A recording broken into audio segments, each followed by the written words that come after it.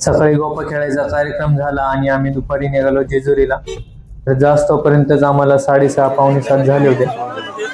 तिकडे पोहोचलो आणि धनुला सगळेजण 18 पायऱ्या घेऊन चल म्हणत होते, पण धनुने जरा 5-6 पायऱ्यांवर हार मांडली. मग वरती मंदिरामध्ये पोहोचलो, तळी भरली आणि दादू त्याला काहीतरी चिडवत होता.